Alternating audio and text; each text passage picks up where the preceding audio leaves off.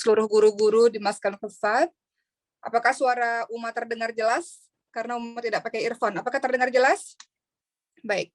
Mudah-mudahan terdengar jelas pada hari ini. Hari ini kita membahas mengenai kematian. Pembahasan yang pasti terjadi. Sesuatu yang pasti terjadi yang tidak akan pernah bisa kita hindari. Teman-teman semua, dimanapun berada, hari Jumat ini mudah-mudahan menjadi hari di mana kita kembali men-charge keimanan kita, dan tema yang akan kita bahas memang mengenai kematian. Sesuatu yang kita tidak bisa hindari, dan kita tidak mungkin lari daripada kematian itu. Teman-teman, setelah kita tahu kematian, memang sesuatu yang tidak bisa kita hindari dan pasti kita akan menemuinya, kita tahu juga bahwa banyak orang yang tidak mempersiapkan diri ketika menghadapinya. Apa kata Umar bin Abdul Aziz? Beliau mengatakan, aku tidak pernah melihat suatu yang yakin kecuali keyakinan akan kematian. Namun sedikit sekali orang-orang yang mau mempersiapkannya. Ya, jadi kita tahu kematian tidak bisa dihindari, tapi sedikit sekali orang yang mau mempersiapkannya. Kita lihat dalam surah Al-Jumu'ah ayat ke-8, teman-teman sekalian. Teman-teman lihat di situ bagaimana dalil-dalil mengenai kematian ini banyak disebutkan di dalam Al-Quran. Dalam surah Al-Jumu'ah ayat ke-8, Allah Subhanahu wa taala berfirman, A'udzu billahi minasyaitonir rajim. Qul innal mauta alladzi tafirruna minhu fa innahu mulaqikum thumma turadduna ila 'alimil ghaibi wasyahadati fayunabbi'ukum bima kuntum ta'malun. Di dalam surah Al-Jumu'ah ayat ke-8 Allah Subhanahu wa taala berfirman, sesungguhnya kematian yang kamu lari daripadanya, maka sesungguhnya kematian itu akan menemui kamu. Kemudian kamu akan dikembalikan kepada Allah Subhanahu wa taala yang mengetahui yang gaib dan yang nyata, lalu Dia beritakan kepadamu apa yang telah kamu kerjakan. Ya, jadi di dalam surah Al-Jumu'ah ayat ke-8, sesungguhnya kematian itu akan menemui kamu. Artinya teman-teman sekalian, lagi-lagi kita tahu bahwa kematian adalah sesuatu yang tidak bisa kita hindari sama sekali. Tua, muda, yang sakit, bahkan yang sehat bisa tanpa kita sangka-sangka kembali kepada Allah Subhanahu wa taala. Teman-teman lihat dalam surah An-Nisa ayat ke-78 yang menjadi dalil juga mengenai kematian. Apa kata Allah? A'udzu billahi minasyaitonir rajim.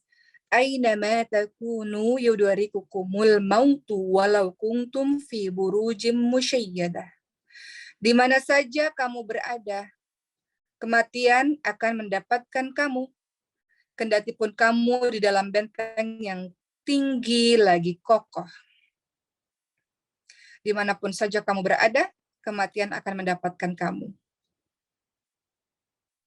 Jadi ada orang mengatakan kalau dalam kehidupan sehari-hari, saya nggak mau takut menjadi pelaut, takut mati di laut, takut wafat, takut kapalnya tenggelam. Semua pekerjaan beresiko.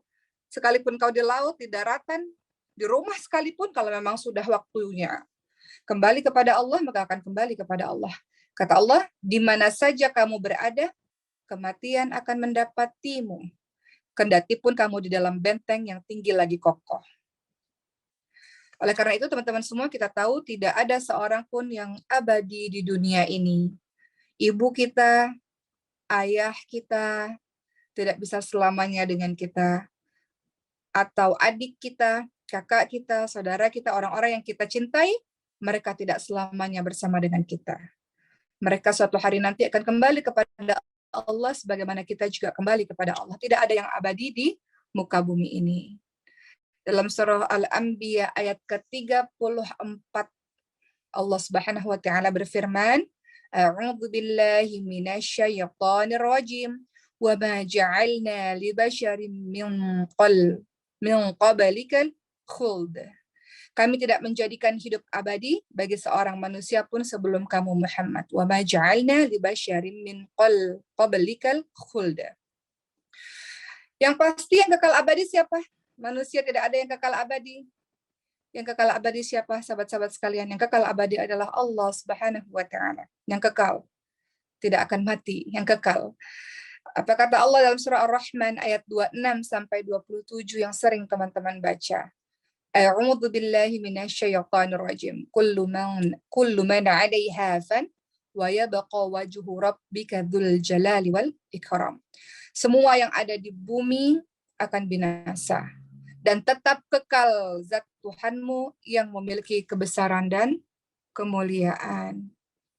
Allah yang kekal. Semua milik kita, tidak ada yang abadi. Jadi kalau kita mencintai berlebih-lebihan, maka kita harus paham bahwa mereka tidak bisa selamanya bersama dengan kita.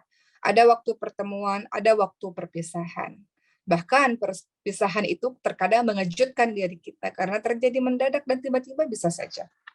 Seperti papanya Uma ya, yang meninggal mendadak pada saat tidur, sehingga kami sekeluarga tidak punya persiapan apa-apa. Begitulah teman-teman sekalian. Jadi semua yang ada di bumi ini dalam surah Ar-Rahman 26 sampai 27 tadi sudah dijelaskan, semua yang ada di bumi ini akan binasa dan tetap kekal zat Tuhanmu yang memiliki kebesaran dan kemuliaan. Maka setiap jiwa, setiap diri kita pasti akan merasakan mati. Dalam surah Ali Imran ayat 185, a'udzubillahi minasyaitonir rajim, kullu nafsin dha'iqatul maut. Semua yang bernyawa pasti akan merasakan mati. Apa kata Ibnu Katsir rahimahullah mengenai kullu nafsin dha'iqatul maut? Setiap yang bernyawa pasti akan mati.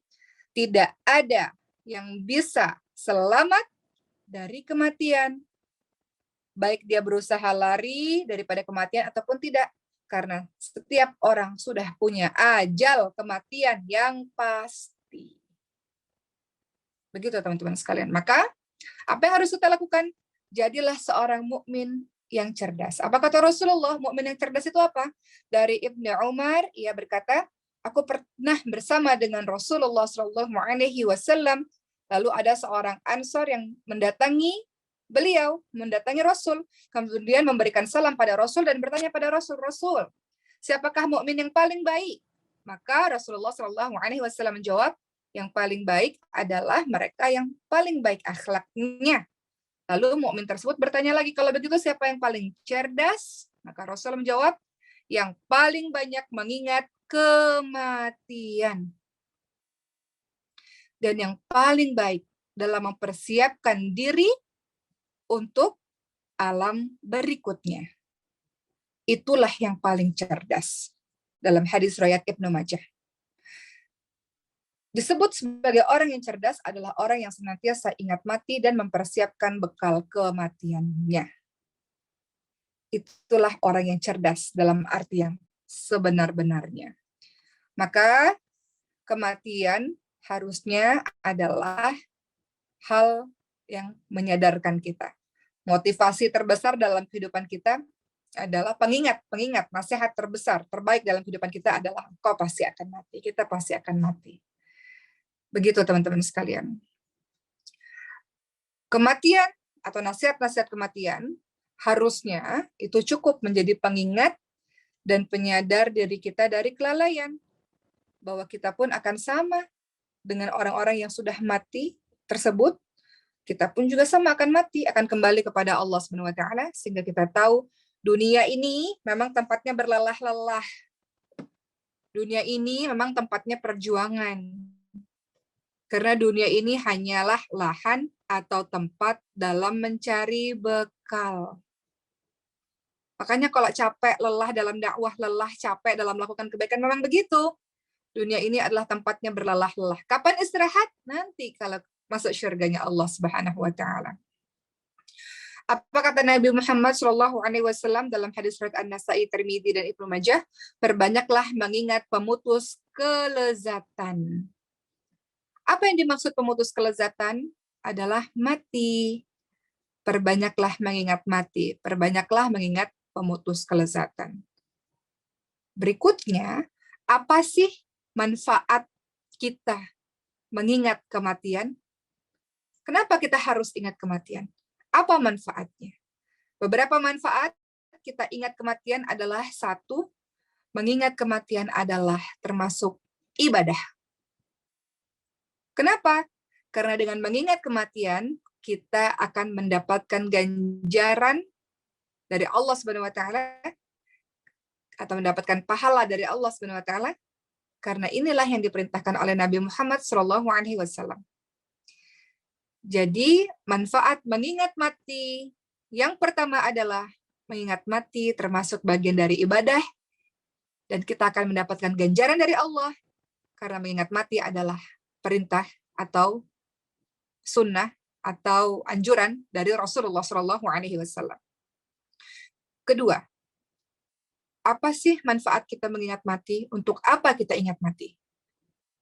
Kalau kita ingat mati, maka kita akan khusyuk dalam sholat kita. Kenapa kita akan khusyuk dalam sholat kita? Kalau Uma selalu berikan contoh ini, kalau dokter mengatakan, hai fulana, waktumu di hari Jumat ini, kamu punya penyakit yang keras, sehingga mungkin waktumu bertahan hidup hanya beberapa jam saja. Maka kita pasti sholat zuhur nanti siang ini dengan khusyuk. Karena kita tahu itu sholat terakhir kita. Kita khusyuk dalam doa. Kita khusyuk dalam bacaan-bacaan sholat.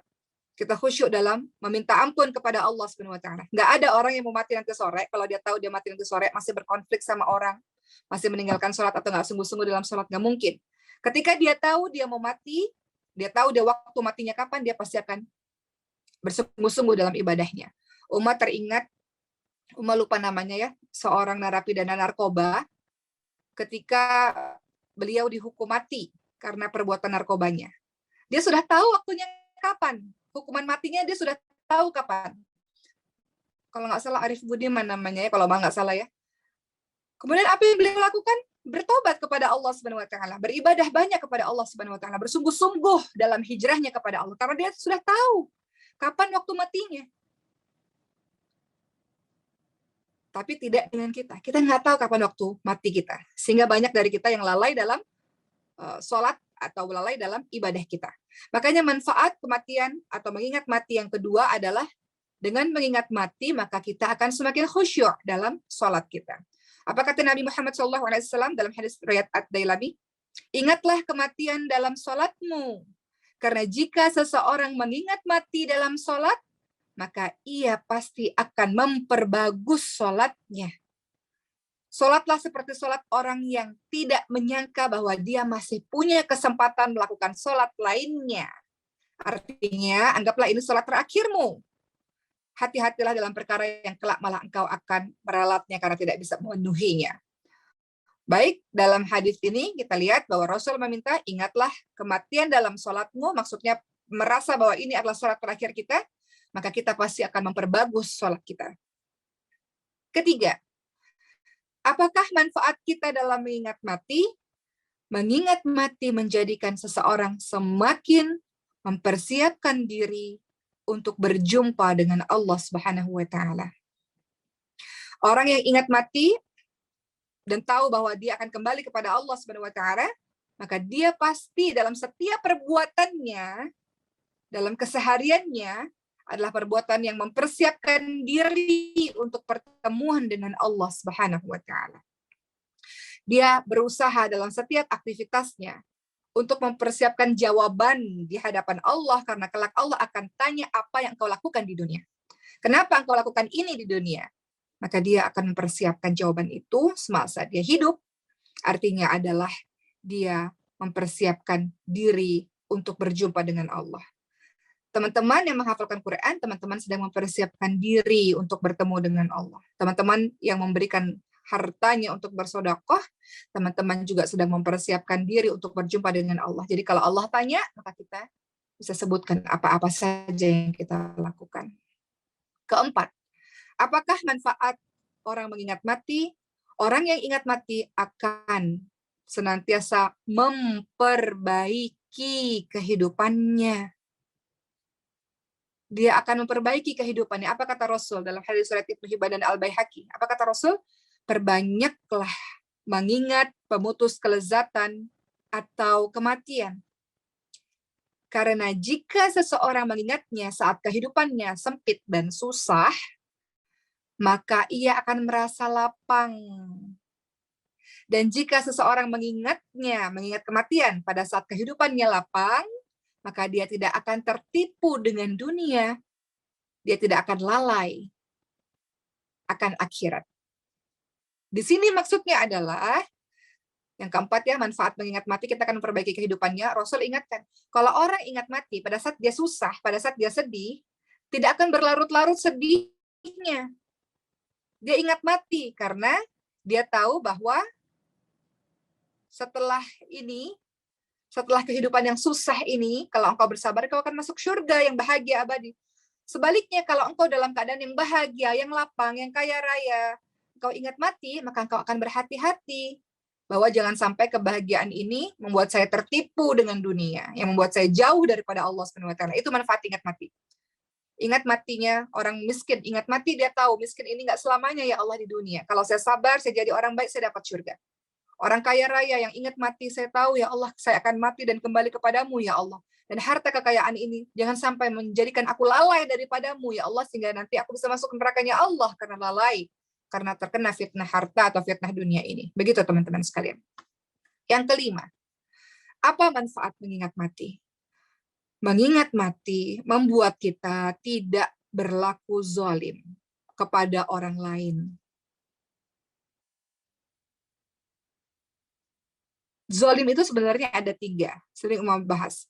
Zalim kepada Allah, artinya menyekutukan Allah. Zalim kepada orang lain, artinya jahat pada orang lain. Dan zalim pada diri sendiri, artinya berbuat dosa. Jadi mengingat kematian membuat kita tidak berlaku zalim. Lihat dalam surah Al-Mutaffifin ayat keempat. A'udzu billahi minasyaitonir rajim. Ala yadhunnu ulaika annahum mab'utsun. Tidaklah orang-orang itu menyangka bahwa sesungguhnya mereka kelak akan dibangkitkan. Jadi kalau kita mengingat mati dan kita tahu bahwa kematian itu pasti dan Allah akan dan kita akan dibangkitkan dan kita akan mempertanggungjawabkan perbuatan kita, pasti kita akan berhati-hati dalam melakukan sesuatu. Pasti kita takut untuk berbuat zalim karena sesungguhnya kezaliman itu akan kembali kepada diri kita sendiri. Maka orang-orang yang ingat mati, maka dia pasti insya Allah dia tidak akan berlaku zalim. Karena kenapa? Karena dia tahu bahwa kalau dia berlaku zalim atau dia berbuat curang, dia berbuat jahat, dia tahu dia mati, ada hari berbangkit, ada hari dihisap, akan ditanyakan satu persatu. Maka kalau dia paham itu, dia ingat itu, tentu dia akan takut dalam berbuat zalim. Apa nasihat ulama namanya Abu Darda? Apa kata Abu Darda ya, sahabatnya Rasul ini ya, Abu Darda. Jika mengingat mati, maka anggaplah dirimu akan seperti orang-orang yang telah meninggalkanmu. Maksudnya, apakah di dunia teman-teman pernah merasa ditinggalkan oleh orang-orang? Maka begitu pula ketika kita mati, seorang diri. Tidak ada orang-orang yang membersamai kita. Maka hati-hati kalau kita melakukan kejahatan demi kejahatan karena perjalanan kita masih panjang. Setelah mati akan ada hari kejadian-kejadian berikutnya. Hati-hati. Ada satu kisah ya namanya ulama namanya Ar-Rabi bin Khusaim. Apa yang beliau lakukan? Ar-Rabi bin Khusaim ini apa yang beliau lakukan? Beliau menggali kubur di depan rumahnya, menggali tanah. Ketika beliau merasa hari itu beliau berbuat dosa, beliau berbuat perbuatan yang tidak baik, maka kebiasaan beliau adalah langsung masuk ke dalam liang kubur yang digalinya sendiri itu. Berbaring di situ, dan kemudian beliau membaca surah Al-Mu'minun ayat 99 sampai 100. Ini boleh dicoba juga nih teman-teman sekalian nih. Ada lahan, gali itu, kubur. Kalau kita rasa kita berbuat dosa hari itu, masuk ke dalam kubur itu, masuk ke dalam tanah itu, kemudian baca yang dibaca oleh bin Khusaim. Apa yang beliau baca? Surah Al-Mu'minun 99 sampai 100. Apa itu? Rabbirji'uni la'alli a'malu salihan fima taraktu. Ketika datang kematian pada seseorang, lalu ia berkata, ya Tuhanku, kembalikanlah aku ke dunia, agar aku berbuat amal salih terhadap apa yang aku tinggalkan. Maksudnya adalah, Ar-Rabi bin Khusaim ini, kalau berbuat dosa, beliau masuk ke dalam kubur, dan beliau merasakan menjadi seorang mayit, itu seperti apa. Jadi kalau kita mati nih teman-teman sekalian, orang-orang yang banyak durhaka kepada Allah, dia akan katakan, ya Tuhanku, kembalikanlah aku ke dunia, ya Allah. supaya aku bisa beramal solih ya Allah, karena dulu aku tinggalkan amal solih itu. Maka Ar-Rabi bin Khuthaim itu melakukan hal yang demikian. Simulasi bagaimana proses kematian itu. Begitu teman-teman sekalian ya. Dan biasanya seorang ulama yang namanya Ar-Rabi bin Khuthaim ini, beliau terus mengulangi perkataan itu. Wahai Rob, mungkinkah aku akan bisa kembali setelah mati kalau benar-benar ini adalah kematianku? Aku ingin kembali ke dunia untuk beramal salih ya Allah. Jadi ingat mati itu menjadi panduan bagi dirinya untuk berhati-hati dalam melakukan segala sesuatu di dunia ini. Maka sahabat-sahabat sekalian, kita memerlukan bekal untuk ke kampung akhirat. Kita perlu bekal untuk kematian kita. Kalau kita lihat, apa kata Ibnu Umar radhiyallahu anhu? Ibnu Umar berkata, Rasulullah Shallallahu Alaihi Wasallam memegang pundaknya Ibnu Umar. Lalu Rasulullah Shallallahu Alaihi Wasallam bersabda, hiduplah kalian di dunia seakan-akan seperti orang asing atau seperti seorang pengembara. Namanya pengembara itu ada tempat untuk pulang ya. Namanya musafir itu ada tempat untuk pulang. Namanya orang asing, dia nggak akan 100% merasa sangat nyaman dengan tempatnya. Namanya juga orang asing di tempat asing. Maka Rasul mengingatkan kita, hidup di dunia ini pilih nih salah satu. Engkau menganggap dirimu sebagai orang asing, artinya nggak betah, artinya orang asing itu pasti di tempat yang asing pasti tidak menikmati 100% keadaan di tempat asing itu, karena engkau orang asing. Dan seperti seorang pengembara kata Rasul, yang artinya ada tempat kembali pulang. Kau tidak selamanya berada di situ. Apa kata Ibnu Umar lagi? Jika jangan panjang angan-angan, artinya adalah jika engkau berada di petang hari, jangan tunggu sampai datang pagi hari.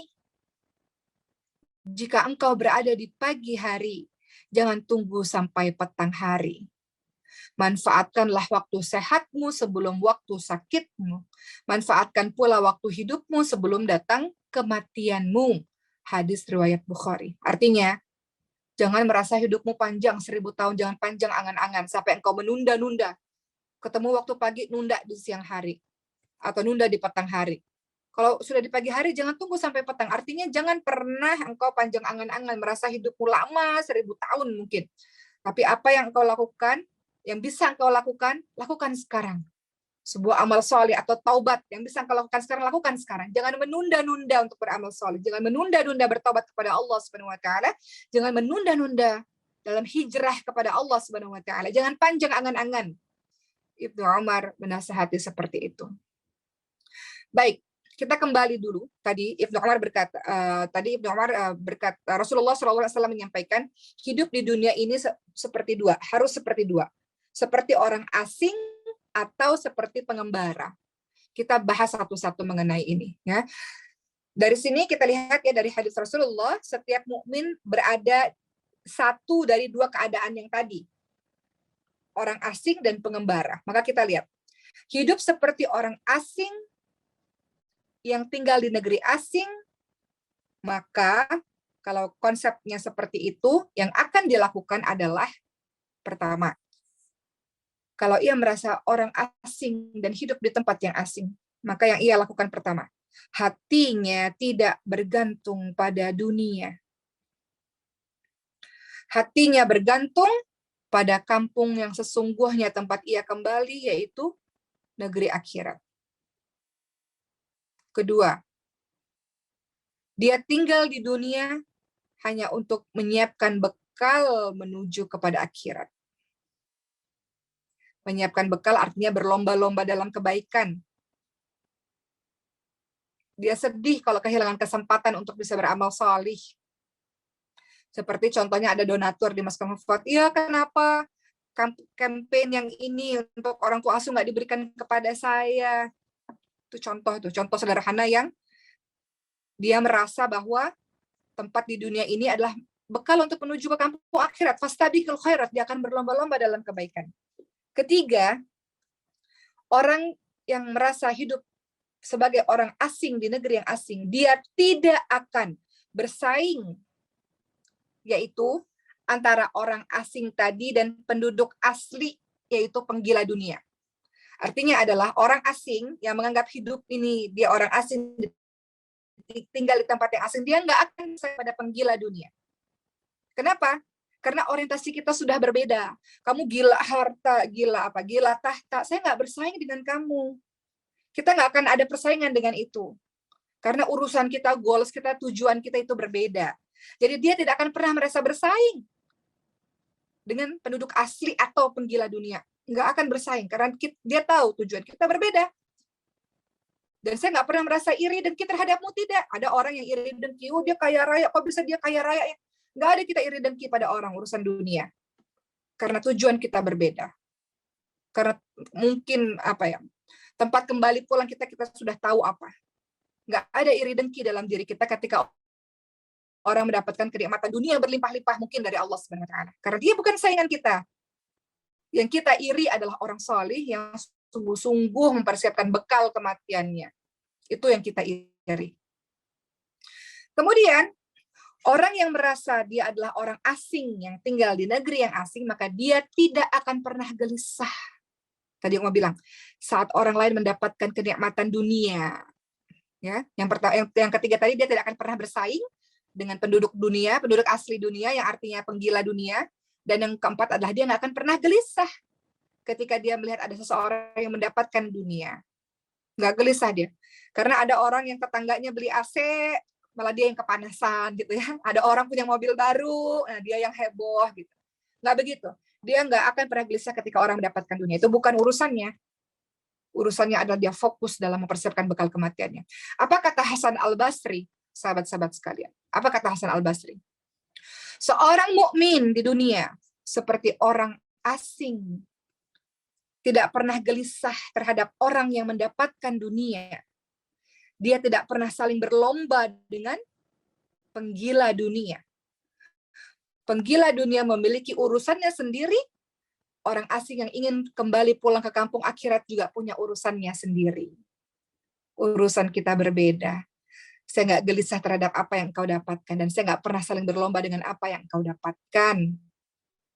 Beda nih, kecuali misalnya, wah ada pengusaha kaya raya, kompetitor nih, saya juga bisa begitu, karena dengan saya mendapatkan penghasilan banyak, saya bisa bersedekah lebih banyak, kecuali begitu. Jadi jangan sampai bilang, oh dia hebat, dia kompetitor, tapi dia kan urusan dunia, saya urusan akhirat. Nggak begitu. Kalau niat kita adalah dengan saya bisa berhasil, saya bisa membuka lapangan pekerjaan untuk orang banyak, saya bisa sedekah lebih banyak, nah itu kan urusannya jadi urusan akhirat. Itu boleh seperti itu. Begitu ya teman-teman sekalian.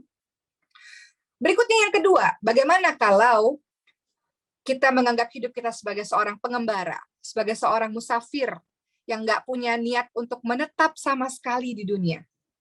Biasanya kalau musafir itu seperti apa? Pengembara itu seperti apa? Dia akan menelusuri jalan hingga sampai ke ujung, yaitu kematian.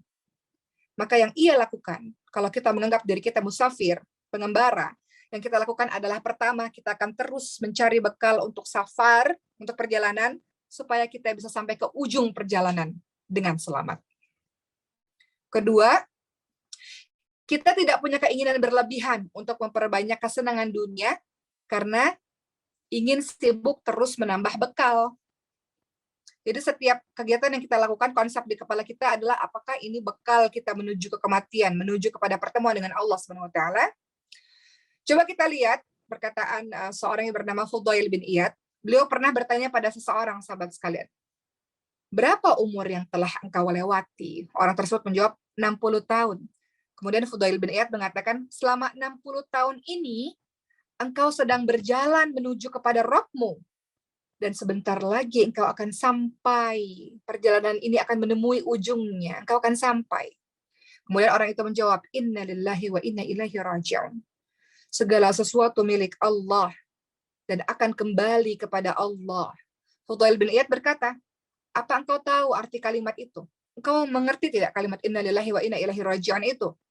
Maka Fudail bin Iyad pun kemudian mengatakan, sesungguhnya harusnya engkau katakan pula, aku adalah hamba di sisi Allah dan aku akan kembali kepada Allah. Siapa saja yang mengetahui Allah itu memiliki hamba dan akan kembali kepadanya, maka tentu ia tahu bahwa hidupnya akan berakhir. Kalau dia tahu hidupnya akan berakhir, maka ia pasti tahu bahwa dia akan ditanya. Dan kalau dia tahu bahwa dia akan ditanya, maka pasti dia akan mempersiapkan jawaban dari pertanyaan-pertanyaan yang ada. Kemudian orang itu bertanya kepada Al-Fudail bin Iyad lagi. Bagaimana caranya? Adakah alasan yang bisa dibuat-buat untuk melepaskan diri? Bagaimana caranya? Kemudian Fudail menjawab, mudah saja. Yang engkau harus lakukan adalah untuk mempersiapkan diri itu, hendaklah beramal baik di sisa umur yang ada. Kemarin kita pernah berbuat dosa. Kemarin kita pernah berbuat salah karena kebodohan dan ketidaktahuan kita. Namun sekarang kita sudah belajar, kita sudah berhijrah, kita mau jadi orang baik. Maka kata Fudail bin Iyad, hendaklah beramal di sisa umurmu ini. Maka engkau akan diampuni kesalahan-kesalahannya oleh Allah, kesalahan yang terdahulu. Karena jika engkau masih berbuat jelek sampai hari ini, masih berbuat jelek, sisa umurmu yang sebentar lagi ini masih berbuat jelek, engkau akan disiksa karena kesalahanmu yang dulu dan juga yang sekarang, sisa yang ada.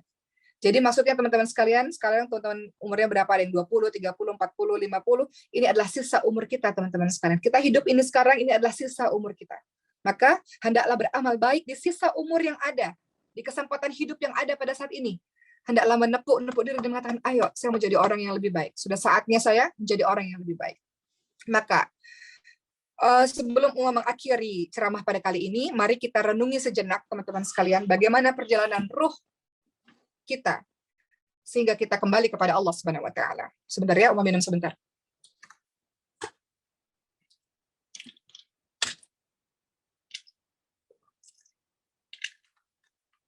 Baik. Teman-teman sekalian, supaya kita lebih memahami dan kita lebih merasa bahwa kematian ini adalah nasihat terbesar untuk diri kita. Mari kita renungi bagaimana perjalanan roh manusia setelah mati. Perjalanan kita panjang, teman-teman sekalian. Apa yang terjadi setelah kita mati? Apa yang akan terjadi setelah teman-teman masuk ke dalam kubur? Atau teman-teman menghembuskan nafas terakhir. Sebelum masuk ke kubur, teman-teman menghembuskan nafas terakhir. Apa yang terjadi? Maka simak baik-baik perjalanan ruh manusia setelah kematian. Dari Al-Bara Azib radhiyallahu anhu, beliau menceritakan, kami pernah mengiringi jenazah orang Ansor bersama dengan Rasulullah SAW. Orang Ansor ini orang Madinah, orang Yathrib, orang Madinah. Sesampai di kuburan dan menunggu liang lahatnya dibenahi, Rasulullah duduk menghadap kiblat. Dan kami pun duduk di sekitar beliau dengan khusyuk, seolah di kepala kami ada burung tidak bergerak, khusyuk. Maka di tangan Rasulullah SAW ada ranting. Beliau tusukkan ke tanah, kemudian beliau menengadah ke langit, dan beliau menunduk. Beliau ulangi 3 kali, kemudian beliau bersabda, mintalah perlindungan kepada Allah dari azab kubur. Beliau mengulangi 2-3 kali, kemudian beliau berdoa, Allahumma inni a'udzubika minal adabil kubur. Ya Allah, aku berlindung kepadamu dari azab kubur sampai 3 kali. Dan kemudian Rasulullah SAW menceritakan proses perjalanan ruh seorang mukmin dan orang yang tidak beriman kepada Allah Subhanahu wa taala. Apa kata Rasul? Sesungguhnya hamba yang beriman ketika hendak meninggalkan dunia dan menuju kepada akhirat, ketika kita mau kembali kepada Allah detik-detik wafat kita, maka turunlah malaikat dari langit, wajahnya putih, wajahnya seperti matahari. Mereka membawa kafan dari surga dan minyak wangi dari surga. Malaikat-malaikat itu pun duduk di sekitar mayit sejauh mata memandang. Kemudian datanglah malaikat maut alaihissalam.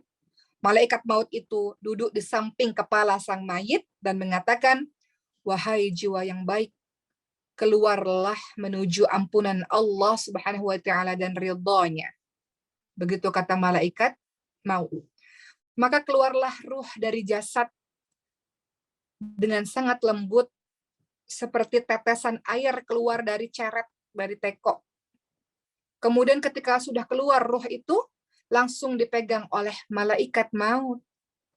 Dan malaikat lain tidak meninggalkannya walaupun sekejap. Mereka langsung mengambil ruh itu dari malaikat maut. Mereka langsung memberikan kain kafan dan minyak wangi dari surga. Lalu keluarlah ruh itu dengan sangat wangi. seperti bau parfum yang sangat wangi yang pernah ada di bumi. Dan malaikat ini pun naik ke langit untuk membawa ruh orang beriman itu, membawa ruh orang baik itu. Setiap kali bertemu dengan malaikat-malaikat lain, para malaikat bertanya, ini ruh siapa? Ruh siapakah ini? Maka malaikat yang membawa itu mengatakan, ini ruh dengan nama terbaik yang pernah dia gunakan di dunia. Dipanggil dengan nama terbaik yang pernah digunakan di dunia. Ini ruh si fulan. Dan seluruh malaikat bertanya di setiap langit, ini ruh siapa? Ini ruh siapa? Mereka minta agar pintu langit dibukakan, malaikat yang membawa meminta agar pintu langit dibukakan, lalu dibukakan. Mereka naik ke pintu langit berikutnya, ke langit berikutnya, diikuti para malaikat-malaikat yang lain, hingga sampai ke langit ke-7 dengan membawa ruh itu. Kemudian Allah berfirman, tulis catatan amal hambaku di Iliyin. Apakah Iliyin itu? Kitab yang tertulis yang disaksikan oleh para malaikat. Kata Allah apa? Kembalikan hambaku ke bumi, karena dari bumi aku ciptakan mereka. Ke bumi aku kembalikan mereka. Dan dari bumi aku bangkitkan mereka untuk kedua kalinya. Maka jasad itu dari langit ke-7 dibawa turun ke bawah oleh para malaikat, kemudian dikembalikan lagi ke jasadnya. Kemudian apa yang terjadi selanjutnya untuk mayit? Kemudian mayit mendengarkan suara sendal orang yang mengantarkan jenazahnya sewaktu mereka pulang dari pemakaman. Jadi mayit dalam kubur itu mendengar langkah kaki orang yang meninggalkan kuburnya setelah dia dimakamkan. Barulah datang 2 orang malaikat yang keras gertakannya. Lalu mereka mendudukkan mayit itu dan kemudian bertanya. Apa pertanyaannya? Man rabbuka, siapa Tuhanmu? Man madinuka, apa agamamu? Man nabiyuka, siapa nabimu? Itu pertanyaan-pertanyaan yang ditanyakan oleh para malaikat-malaikat di dalam kubur. Dan bagi orang-orang yang beriman, orang-orang yang salih, orang-orang yang dalam kehidupan di dunianya baik, maka ia bisa menjawab dengan baik pertanyaan-pertanyaan dari malaikat-malaikat itu. Teman-teman lihat dalam surah Ibrahim ayat ke-27. Dalam surah Ibrahim ayat ke-27 Allah Subhanahu wa taala berfirman, Allah meneguhkan iman orang-orang yang beriman dengan ucapan yang teguh itu di dalam kehidupan di dunia dan di akhirat. Maka orang itu bisa menjawab, Rabbku adalah Allah, agamaku adalah Islam, nabiku adalah Nabi Muhammad SAW. Dia bisa menjawabnya, teman-teman sekalian. Kemudian ada suara keras dari langit, hambaku benar, bentangkan untuknya syurga, beri pakaian syurga, bukakan pintu syurga untuknya, kata Allah. Maka apa yang dirasakan oleh mayit di dalam kubur itu, dia mendapatkan angin syurga dan wangi syurga, dan kuburnya diluaskan seluas mata memandang. Apa yang terjadi berikutnya? Datanglah orang yang wajahnya bagus sekali, pakaiannya bagus, wangi, dan dia mengatakan, kabar gembira untukmu, kabar gembira dengan ridha Allah dan syurga yang penuh kenikmatan akan engkau dapatkan. Inilah hari yang dijanjikan. Kemudian mayit berkata, engkau ini siapa? Kabar gembira apa? Engkau siapa? Kemudian orang yang wajahnya bagus, yang harum, yang bersih ini belum menjawab, saya adalah amal salihmu. Termasuk teman-teman penghafal Quran, dia akan datang. Orang ini mengatakan, aku adalah amal salihmu. Amal salih yang akan menemanimu di saat kesepian di dalam kubur. Itu yang terjadi di dalam kubur. Ya, kemudian dibukakan untuknya di dalam kubur itu pintu surga dan pintu neraka. Kemudian mereka melihat, orang itu melihat ke neraka. Kemudian orang yang di dalam kubur melihat, itulah tempatmu jika engkau bermaksiat kepada Allah. Dan Allah gantikan kamu dengan tempat yang itu. Ketika di dalam kubur, kalau engkau bermaksiat kepada Allah, Allah akan berikan engkau tempat itu, neraka Allah. Kemudian ketika mayit menoleh ke arah pintu surga, maka kemudian sang mayit pun berdoa, wahai Rabbku, segerakanlah kiamat, agar aku bisa berjumpa kembali dengan keluargaku, orang-orang yang aku cintai di dalam surgamu itu. Ya, jadi itu kalau gambaran orang-orang beriman. Dia dicabut nyawanya dengan sangat lembut, dicabut ruhnya dengan sangat lembut oleh malaikat maut, diambil oleh malaikat lain, dinaikkan ke atas ke langit, kemudian dikembalikan lagi ke dalam kubur, ruhnya ditegakkan jasadnya dan ditanyakan, dan dia bisa jawab semua pertanyaan-pertanyaan. Dan kuburnya diluaskan. Maka biasanya kalau kita ada orang yang meninggal dunia, kita katakan, kita doakan, ya Allah, luaskan kuburnya, ya Allah. Itu maksudnya, teman-teman sekalian. Bagaimana dengan orang yang penuh dosa? Orang yang tidak beriman kepada Allah Subhanahu wa taala, atau orang yang maksiat kepada Allah Subhanahu wa taala? Apa yang terjadi? Kebalikan 180 derajat. Ketika dia menghembuskan nafas terakhirnya, maka turunlah para malaikat dari langit yang bengis, yang keras, wajahnya hitam, membawa kain yang tidak nyaman digunakan, kain dari neraka. Maka mereka duduk di sekitar mayit sejauh mata memandang. Kemudian datanglah malaikat maut dan duduk di samping kepalanya dan memanggilnya, wahai jiwa yang busuk, keluarlah menuju murka Allah. Ruh itu ketakutan. Dia sangat ketakutan. Lalu malaikat maut menarik ruhnya seperti paku yang bercabang-cabang, ditarik dari wol yang basah, ditarik. Sesakit itu, teman-teman sekalian. Sekasar dan sekeras itu. Sehingga membuat putus pembuluh darah dan tulang-tulang. Saking kerasnya malaikat mencabut nyawa, mencabut seperti paku-paku yang bercabang yang ditarik dari wol yang basah, bayangkan. Itu kan susah. Dan semuanya jadi berantakan. Itulah gambaran ketika orang yang tidak beriman ditarik rohnya. Dan para malaikat lain tidak meninggalkannya walau sekejap. Ketika sudah ditarik oleh malaikat maut dengan sangat kasar, maka mereka langsung mengambilnya. Dan kemudian dibawa langsung naik ke atas. Roh ini mengeluarkan bau yang sangat bau sekali. Baunya seperti bau bangkai yang pernah ada di muka bumi. Mereka membawa naik roh ini, tapi setiap kali melewati malaikat-malaikat di langit, malaikat bertanya, ruh yang buruk ini siapa? Ruh yang bau busuk ini siapa? Dan ruh itu dipanggil dengan sebutan-sebutan yang paling buruk. Kemudian ketika malaikat meminta, tolong dibukakan pintu-pintu, namun tidak mau dibukakan oleh malaikat penjaga langit. Dan kemudian teman-teman lihat dalam surah Al-A'raf ayat ke-40. Ya. Dalam surah Al-A'raf ayat ke-40 Allah Subhanahu wa taala berfirman, orang-orang yang mendustakan ayat-ayat kami dan menyombongkan diri terhadapnya tidak akan dibukakan bagi mereka pintu-pintu langit dan mereka tidak masuk surga. Hingga unta masuk ke dalam lubang jarum, artinya nggak masuk sesuatu hal yang mustahil. Ya. Kemudian apa kata Allah? Tuliskan amal hamba-hambaku di sijin, di bumi yang paling dasar. Kemudian roh itu dikembalikan lagi kepada jasadnya sama seperti orang beriman tadi. Dan kemudian ditanyakan. Apa kata Allah dalam surah Al-Hajj ayat ke-31, firman Allah. Barang siapa yang mempersekutukan sesuatu dengan Allah, maka dia seolah-olah jatuh dari langit. Jadi ruhnya ini bukan dikembalikan dengan baik seperti ruh orang beriman, tapi dilempar ruh ini. Ia seolah-olah jatuh dari langit lalu disambar burung dan diterbangkan angin ke tempat yang jauh. Jadi roh ini dilemparkan oleh para malaikat dan roh itu kembali ke jasadnya. Kemudian setelah sendal orang yang mengiringinya keluar dari kubur, baru datanglah malaikat yang sangat kasar, keras, dan bertanya, siapa Tuhanmu, siapa nabimu, apa kitabmu, dan dia tidak bisa jawab. Dia tidak bisa jawab sama sekali, teman-teman sekalian. Walaupun dia sering mendengarkan kalimat itu mungkin selama di dunia, tapi mulutnya keluh, dia tidak bisa jawab itu. Dia kesusahan dalam menjawab. Maka, apa yang terjadi berikutnya? Tiba-tiba ada suara keras dari atas, hambaku berdusta, bentangkan untuknya neraka dan bukakan pintu neraka untuknya. Dan akhirnya dia pun mendapatkan panasnya neraka. Panasnya hawa neraka itu di dalam kubur. Kuburnya pun sempit hingga tulang-tulangnya ikut, karena kuburnya sempit sehingga tulang-tulangnya ikut bersarakan. Tulang-tulangnya dihimpit oleh kubur yang sempit hingga tulang-tulangnya bersarakan. Lalu datanglah orang yang jelek dengan wajah yang sangat buruk. Kemudian dia mengatakan, kabar buruk untukmu, inilah yang telah dijanjikan oleh Allah akan dirimu. Maka mayat itu pun menjawab, kabar buruk apa ini? Kenapa engkau datang kepadaku dengan wajah yang penuh kejahatan dan keburukan seperti ini? Maka orang itu pun menjawab, saya amalmu yang buruk. Dan kemudian apa yang terjadi? Lalu datang seseorang makhluk yang buta, tuli, dan bisu. Dan dia membawa pentungan yang keras.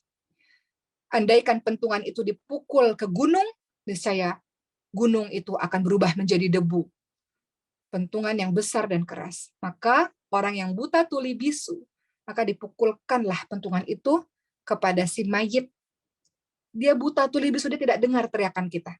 Dia tidak dengar kesakitan kita. Maka dia memukul kita terus-menerus. Itu yang terjadi bagi orang-orang yang durhaka kepada Allah Subhanahu wa taala. Mayit itu berteriak keras. Tidak bisa didengar oleh siapapun. Tidak bisa didengar oleh semua makhluk. Ya, pada saat itu. Termasuk orang yang memegang pentungan itu. Teriakan itu yang bisa mendengar yang lain-lain, ya, kecuali orang yang memegang pentungan itu, kecuali jin dan manusia, dia tidak bisa dengar. Tapi yang lain bisa dengar teriakan kesakitan itu. Lalu apa yang terjadi setelah dia disiksa sedemikian rupa, teman-teman sekalian? Maka dibukakan untuknya pintu neraka.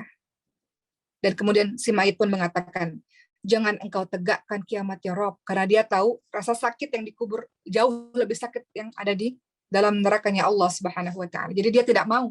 Jangan tegakkan kiamat ya Allah. Kalau kiamat terjadi aku akan masuk ke dalam nerakanya Allah Subhanahu wa taala dan siksaannya akan lebih besar.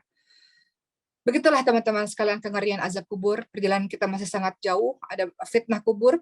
Yang dimaksud fitnah kubur adalah ujian bagi si mayit ketika ditanya oleh dua malaikat Munkar dan Nakir dan dia tidak bisa menjawab, dan kuburan itu akan mengecil, menyempit, dan menghancurkan tulang belulangmu, dan datanglah orang yang buta tuli bisu yang akan siap untuk memukul dirimu tiada henti. Begitulah sahabat-sahabat sekalian ya. Sesuatu yang mengerikan yang mudah-mudahan dengan mendengar, ini juga nasihat untuk diri umat sendiri, mendengar betapa ngeri dan dahsyatnya perjalanan kita nanti setelah kita mati, mudah-mudahan kita bisa berhati-hati dalam bertingkah laku insya Allah.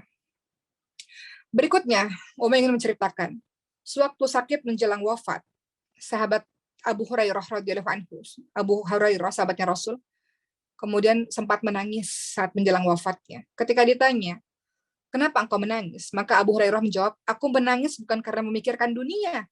Aku ini menangis bukan karena aku mau meninggalkan dunia. Aku menangis karena aku membayangkan jauhnya perjalanan menuju ke negeri akhirat itu. Banyaknya perjalanan yang harus dilewati dan itu tidak mudah. Dan aku tidak tahu aku selamat atau tidak dalam perjalanan itu. Maka aku harus menghadapkan diriku kepada Allah Subhanahu wa taala karena aku tidak tahu perjalananku ke surga, tempat kenikmatan perjalananku ini berakhir di surga atau di neraka. Perjalananku ini berakhir di tempat yang baik atau di tempat yang penuh penderitaan selama-lamanya. Maka Abu Hurairah pun berdoa, ya Allah, aku merindukan pertemuan denganmu ya Allah. Sekiranya engkau berkenan dengan hal ini, maka segerakan pertemuan ini. Pertemuan dengan Allah artinya masuk surga dan pertemuan dengan Allah. Maka tak lama kemudian Abu Hurairah meninggal dunia. Maka setelah kita memahami tentang kematian ini, teman-teman sekalian, apa yang kita bisa lakukan untuk mempersiapkan bekal kematian kita? Pertama, beramal sebaik mungkin. Dalam surah Al-Mulk ayat 1-2 Allah Subhanahu wa taala berfirman, A'udzubillahi minasyaitonir rajim. Tabarakalladzi biyadihil mulku wa huwa 'ala kulli syai'in qadir. Alladzi khalaqal mauta wal hayata liyabluwakum ayyukum ahsanu 'amala wa huwal 'azizul ghafur. Maha suci Allah yang menguasai kerajaan dan Dia maha kuasa atas segala sesuatu, yang menciptakan hidup dan mati untuk mengujimu. Siapakah di antara kamu yang paling baik amalannya? Dia maha perkasa, dia maha mengampuni.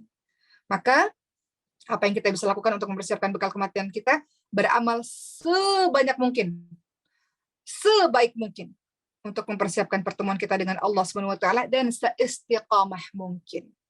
Kata Rasul, sesungguhnya sebaik-baik pekerjaan adalah pekerjaan yang istiqamah meskipun sedikit. Kedua, apa yang kita bisa lakukan untuk mempersiapkan bekal kematian kita? Memperbanyak amal jariah, teman-teman sekalian. Amal jariah, apa kata Rasul? Amal jariah. Jika manusia mati terputus 3, yaitu sedekah jariah. Sedekah jariah, teman-teman sekalian. Sedekah yang terus mengalir. Termasuk sedekah jariah, ilmu bermanfaat. Teman-teman jadi guru, teman-teman didik sebuah generasi. Teman-teman didik seseorang untuk hafal Al-Fatihah. Al-Fatihah itu diajarkan terus-menerus. Itu amal jariah, ilmu yang bermanfaat. Teman-teman misalnya buat sumur. Sumur itu digunakan oleh orang untuk minum sampai generasi berikutnya, amal jariah. Amal jariah, ilmu bermanfaat, dan doa anak-anak yang soleh.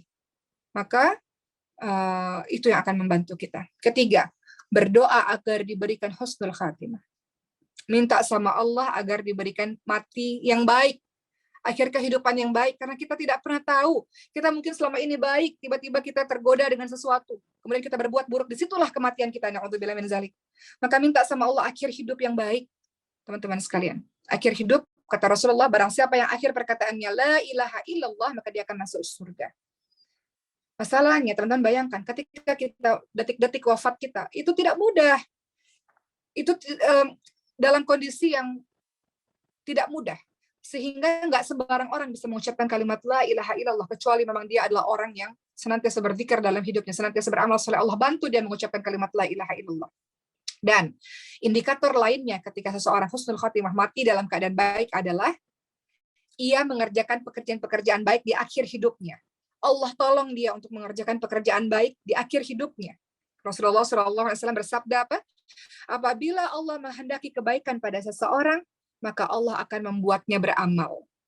Lalu para sahabat bertanya, bagaimana membuatnya beramal? Maka Rasul pun menjawab, Allah akan memberikan taufik pertolongan kepadanya untuk melakukan amal soleh sebelum dia meninggal. Hadis riwayat Ahmad dan Tirmidzi. Jadi Allah akan bimbing dia untuk berbuat baik sebelum ajal menjemputnya di akhir kehidupannya itu. Begitulah teman-teman sekalian, ya, penutup umum pada hari ini dalam surah Ali Imran ayat ke-102, Allah Subhanahu wa taala berfirman, wahai orang-orang beriman, bertakwalah kepada Allah dengan sebenar-benarnya takwa, dan janganlah sekali-kali kamu mati melainkan dalam keadaan beragama Islam. Semoga penjelasan hari ini bermanfaat untuk teman-teman semua, penyemangat untuk kita beramal salih, untuk kita menebar manfaat untuk banyak orang, untuk jemput kematian kita.